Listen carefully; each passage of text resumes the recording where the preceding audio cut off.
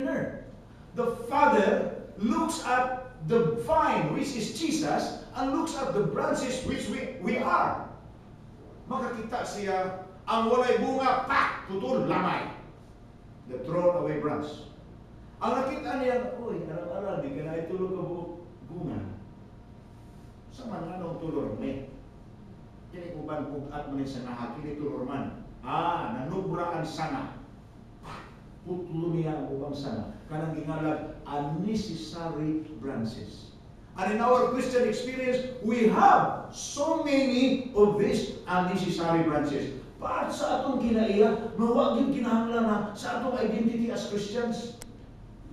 You know, my wife, she may be coming tomorrow, by the way, to join with me for the rest of the week. But there are times, among 33 years together in our married life, we still try to be open to correcting each other.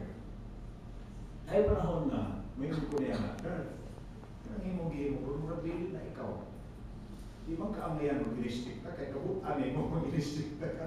Hindi ka amayan mag-inistikta. Murag, sukwahin na siya kaayo sa imong kinayan. Siya kung sumay ko di masukot ako.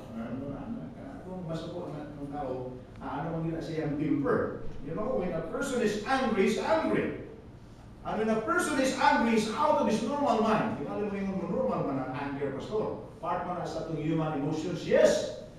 But every time a person is angry, see, there are three identities of a person who is out of his normal mind. One is when he is insane. Di gina normal, kaya insane ko. Number two, when he's drunk. Kung hubog ang tao, di gina kasalig siya ipanulti. Hinubog gina. Huwag gina siya buot. Kung di pa na siya hubog, di gina niya kasulti. And the third is when a person is angry.